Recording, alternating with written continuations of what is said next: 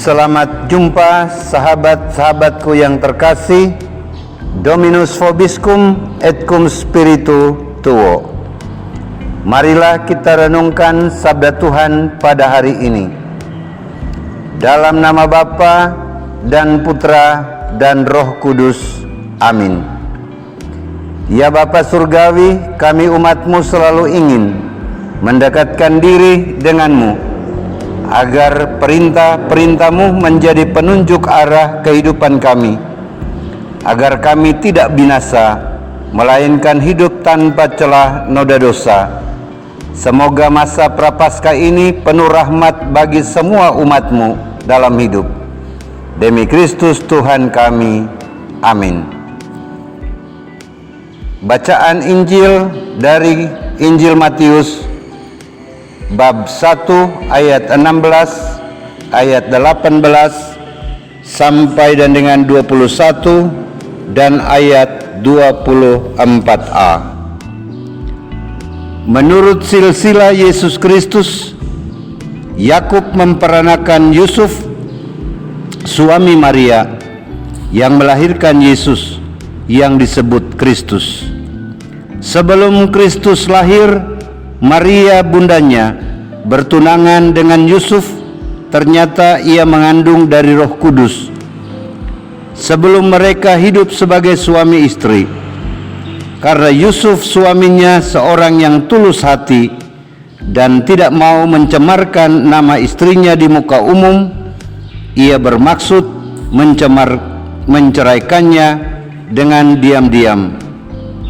Tetapi ketika ia mempertimbangkan maksud itu, malaikat Tuhan nampak kepadanya dalam mimpi dan berkata, "Yusuf anak Daud, janganlah engkau takut mengambil Maria sebagai istrimu, sebab anak yang di dalam kandungannya adalah dari Roh Kudus. Ia akan melahirkan anak laki-laki, dan engkau akan menamakan dia Yesus, karena dialah yang akan menyelamatkan umatnya dari dosa mereka." Sesudah bangun dari tidurnya, Yusuf berbuat seperti yang diperintahkan malaikat Tuhan itu kepadanya. Demikianlah sabda Tuhan. Terpujilah Kristus. Sahabat-sahabatku yang terkasih, renungan kita pada hari ini dengan tema diam itu emas. Sahabat-sahabatku yang terkasih, kini kita berada pada sebuah masa yang indah dan penuh rahmat, di mana Tuhan melalui gereja disediakanlah masa dan waktu untuk kaum beriman berbenah diri terhadap sikap dan perbuatan yang melanggar perintah-perintah Tuhan, yaitu masa Prapaskah. Sabda Tuhan hari ini mengingatkan kita bahwa diam itu emas. Dalam kitab suci tidak banyak catatan tentang seorang tokoh yang hanya mengambil sikap diam bila menghadapi persoalan dalam hidup, yaitu Santo Yosef.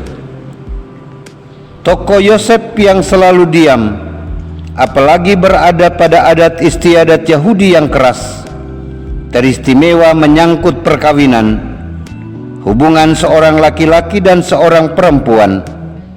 Dia yang selalu diam, mulai merasa dan mau berkata sedikit demi tujuan mulia, yaitu tidak mau mencemarkan nama Maria menurut adat istiadat yang berlaku.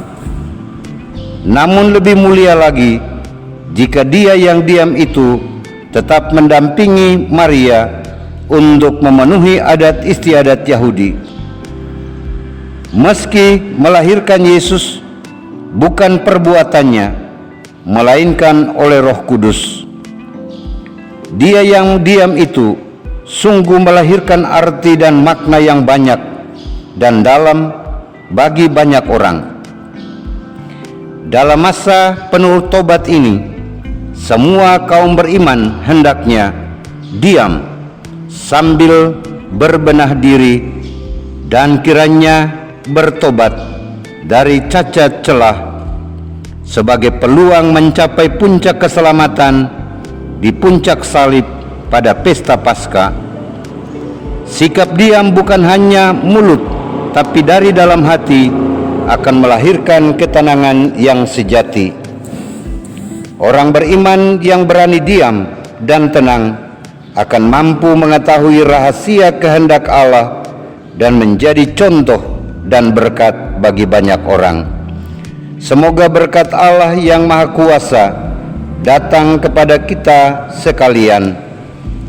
Demi nama Bapa dan Putra dan Roh Kudus. Amin.